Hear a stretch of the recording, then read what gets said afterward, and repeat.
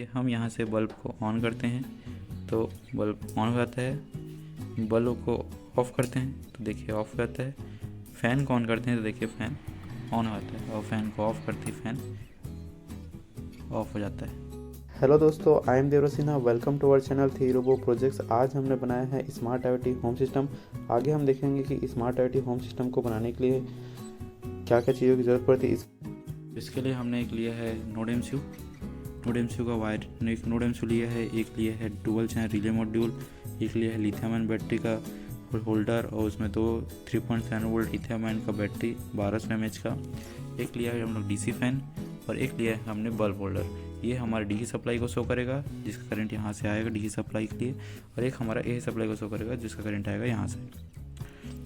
दोस्तों, वायरिंग दिए गए सर्किट डायग्राम से आप इजीली कर सकते हैं। आप स्क्रीनशॉट लेके प्रॉपर तरीके से वायरिंग कर लीजिएगा। दोस्तों सर्किट तो हमारा कंप्लीट हो चुका है। सर्किट के बाद दोस्तों वायरिंग के बाद बारी आती है कोडिंग की। कोडिंग का लिंक डिस्क्रिप्शन में दिया हुआ है, वहाँ से जाके आप कोडिंग ले सकते हैं।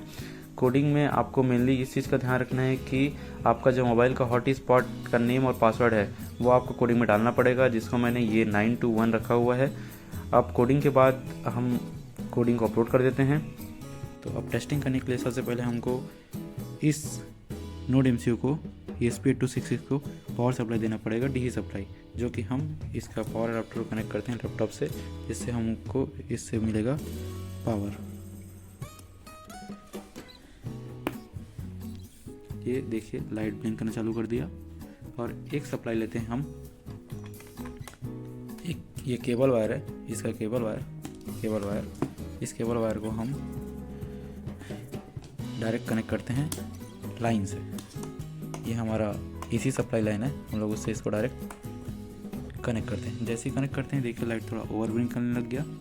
अब बारी आती है हमारे फ़ोन की। मैं इसको इस तरीके से रोटेट कर देता हूँ ताकि आपको दिखाई दे। मोबाइल में ये वाला एप्लीकेशन ब्लिंक IoT इंस्टॉल करना पड़ेगा।